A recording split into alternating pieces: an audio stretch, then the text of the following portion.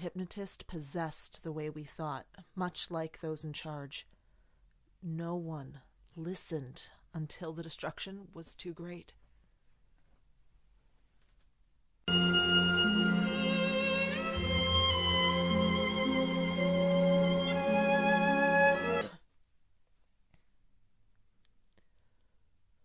As the anchors of sleep weighed me down, I heard 3 raps before turning around. Scratches followed, and so did my eyes. When I found the source, I hoped my hazy mind was conjuring lies. A guttural growl came from within. Where else but my closet? I thought yet again. Gathering all my courage, my feet found the floor. Too soon did my little hands find the door. It had opened upon the lightest touch, so I peeked inside, not thinking much. A child with raven eyes welcomed me then. Before I could scream, she pulled me in. Darkness consumed me, a cold abyss. 'Twas the land of demons. Please remember this.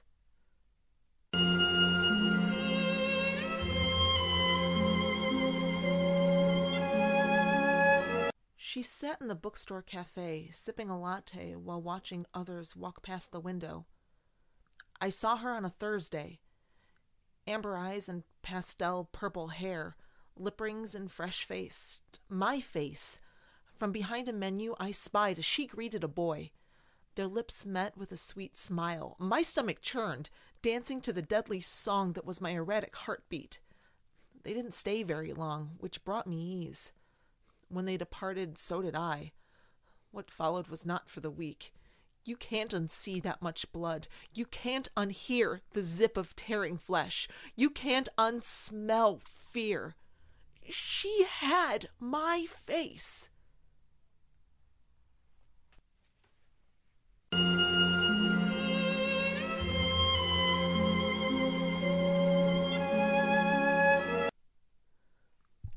My eyes open to find a spatter of patterns. As they focus, I realize they belong to a seat, row upon row of the same. A sensation akin to repetitive tickling drops graces my arm, and I look over to see a little boy. "Excuse me, miss." Masking my confusion with a smile, I get up to let him out. "Last stop?" A strange voice fills the bus. "Hell." The corners of my mouth slacken. I dare a peek out the window. Nothing. Tinted beyond the human's vision's capacity. I'm the girl from Taurid.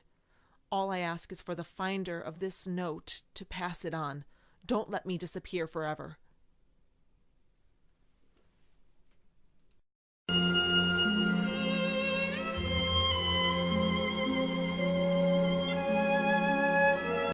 Like red traffic lights, the creature's eyes signaled for us to stop, but before we could, our car's engine sputtered pops of death. Unsure of how to proceed, we opted to stay in the car, hoping it would leave us. That proved useless, as it approached with calculated steps towards what I began to think would be our vehicular tomb. That was until the winged visitor came to a halt, and a foot away it shot up into the sky and stared in the direction we were originally heading. Curiosity took fear's place, and we watched as it re-met our eyes briefly before flying the other way. Said curiosity was also brief. Something wrung my guts, causing panic to rise. It's a well-known fact that birds flee an area when they sense a disturbance. One look at my boyfriend told me he thought the same thing. There was no phone signal out there, so we got out of the car and ran hand in hand. 1 bar, 2 bars, 3. A call was made. A cab arrived. We made it home. A day later, local news revealed an infernal surprise. Animals resembling hellhounds had attacked hundreds a day prior to the many Mothman encounters.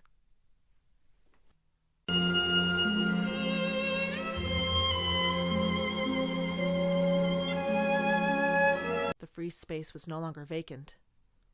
A girl in a mini dress occupied the small area, choppy brown hair framing her forlorn eyes.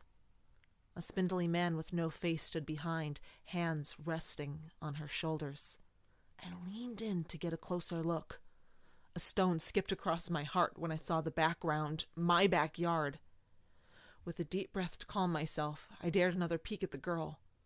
Lip rings and combat boots. Me. It was me with Slenderman. Great. Even he thinks I'm still 15. I've got bad news for him.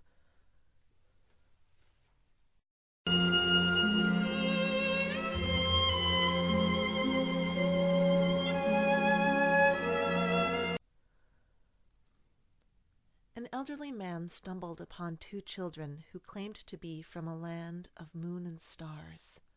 Their skin was green, but so was everything from their home afar. St. Martin's, they called it. Martin. Why, it means of Mars, he thought with a serene smile. It faltered as he pondered whether it was an omen of war, but shook the ill words from his head.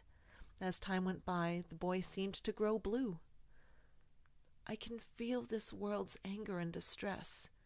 You'd lose your vibrance if you could too, he said, a great sorrow muffling his voice. However, his sister's face held indifference, and the man thought he'd glimpsed a smile as she walked away, while the brother's body became more and more frail and frayed. Weary eyes followed her every step till she was gone from the room. It was then the boy called forth the ears which would hear the future's doom. Do not allow hate to thrive. It will tear the earth to pieces. Nurture one another with love and... He whispered, but alas, as he fought to finish the last of his warning, the child disintegrated to dust. The man watched them scatter to the skies. It almost always rains in England.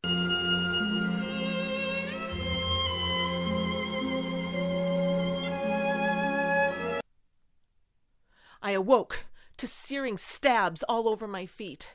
Upon a brief investigation, I found that my boots somehow escaped while I slept. With sheer panic, I played the mental waiting game of do I need to amputate, while fighting to warm my near-numb toes. After what I thought was the longest moment of my life, the pain subsided and all feeling returned. When my heartbeat slowed to a healthier pace, I moved to leave the tent, but the creeping whispers of my subconscious had snatched the decision away, like a seemingly unfortunate snag at a most opportune time. So I opted to leave a small gap of that thin shield unzipped, just enough to peek from. What I witnessed that day has failed to bid farewell to even the deepest recesses of my memories. A humanoid creature with the wings of a bat and eyes of an abyss stood before our campsite. It killed all my friends. I don't know why I was spared. However, I do know what greets me at every mirror's gaze. That same crimson sneer and victorious leer. Hello, sweet insanity, my, oh my. Which monsters shall we attempt to feed today? Those that plant seeds, or all that slay?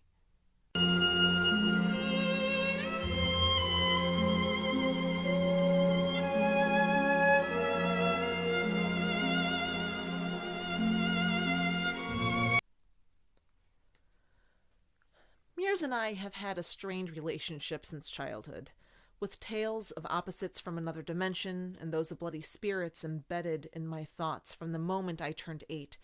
Reflections just don't look the same. It happened at a sleepover. My friends decided to play that stupid game, Bloody Mary. You're supposed to summon an angry spirit that'd gouge your eyes out. Although it sounded tempting, I opted out of such an enthralling activity. They didn't. Being left alone outside of a dark, locked bathroom that was dimly lit by a lone candle was fine by me. Minutes passed. I waited. Part of me thought it was silly scare tactic, while another kept open for possibilities I didn't want to fathom. Still don't. After a while, they emerged from my little bedroom laboratory, unscathed and unshaken. We all giggled about how fake the story was, but I think all of us knew something had changed. The air was somehow thicker, and the closer we got to the bathroom, the clearer each fog of breath got. But it was winter, so we chalked it up to a draft. Later that night, I needed to pee badly. An unknown fear had grabbed hold of my gut, telling me it was unwise to go alone. Nonsense, right? It was my house, after all. Keep in mind that I'd just turned 8. The 7-year-old in me went ahead and threw that logic where it couldn't be seen. Thankfully, I managed to convince my best friend to go with me. She was also too afraid to enter that tainted room. Things moved along as usual. Pee, wipe, wash, and dry hands. Done. Not done. I stared at her reflection as I waited for her to finish washing up. But when she turned towards the towels, it stayed. Paralyzed, I couldn't look away as it lifted its head to smile at me. My friend must have seen how terrified I was, because she screamed, and right before slamming the door, the girl in the mirror winked. It felt like she was saying, "It'll be our little secret."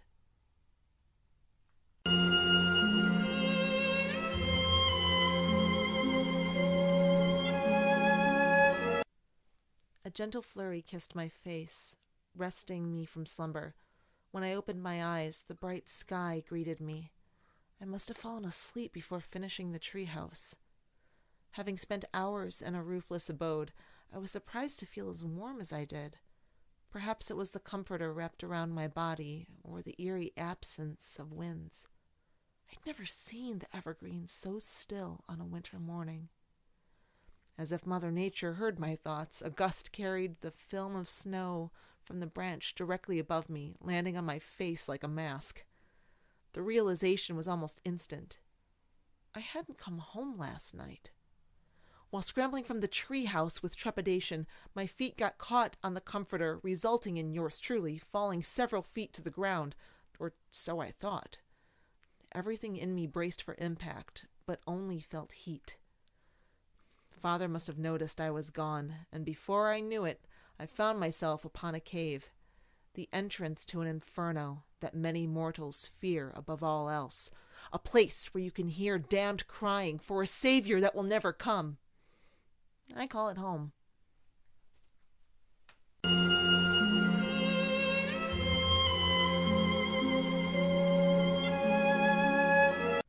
I've been hired to seek out a dark creature that locals have feared for hundreds of years.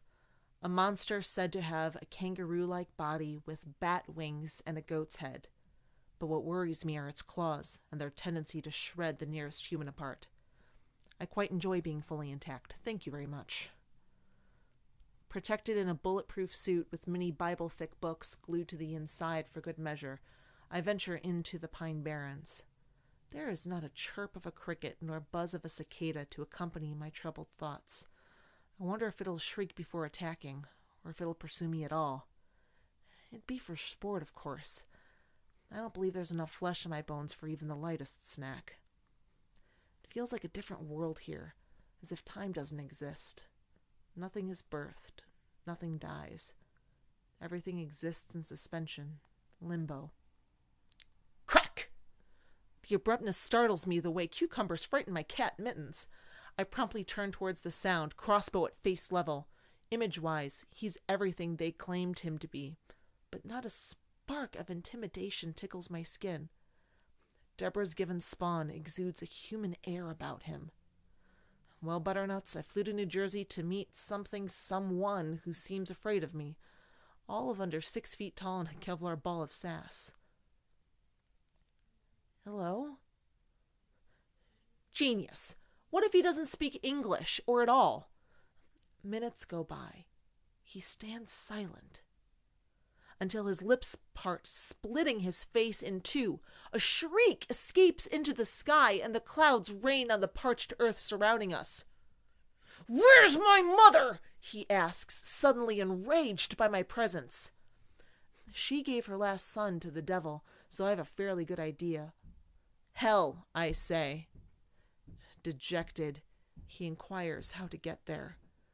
I suppose the reason I'm here may not be pointless after all, so I answer by shooting an arrow into his disconsolate featured head. Even death brings no life to this place. No dried dirt to dust the air, no thud to greet the open space. He simply drops without a sound, for a misunderstood being's end brings no joy or resolution. Death only brings death.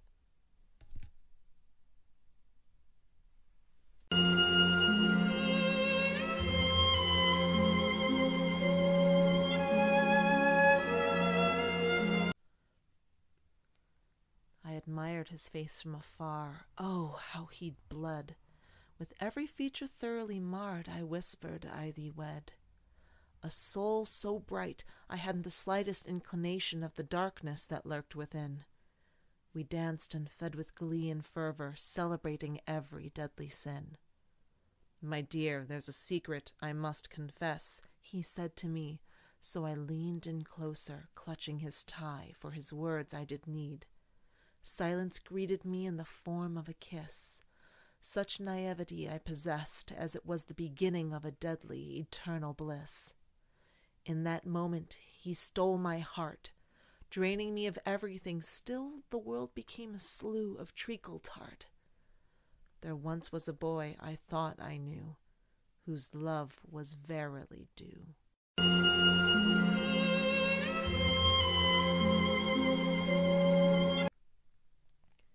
The world had been surprisingly hushed since the gates of hell were pried open, but I suspected it wouldn't be for long.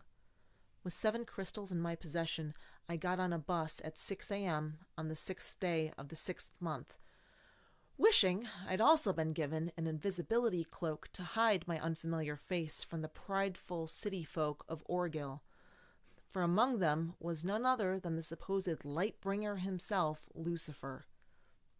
Rumors of his whereabouts insisted he was living as a dapper bachelor with a most common surname like Williams or Johnson. I knew that to be thoroughly untrue. Lucifer, a regular citizen? No, he made himself a cozy home in the Mare, and I had to figure out a way to catch him like a Pokemon. Orgil was the cleanest city I'd ever visited, and the residents knew one another in that way you would expect from a small town in horror movies, oozing that nothing bad ever happens here vibe with a fishy aftertaste to churn your gut like it's making butter. Being alone didn't help. I rented an apartment for a month, blending in as best I could. No one looked my way unless it was to give a nod of acknowledgement. Things went well, until the 7th day of the 7th month on the 17th hour. Mayor Sunnyridge called for an emergency meeting at City Hall. Everyone was required to attend.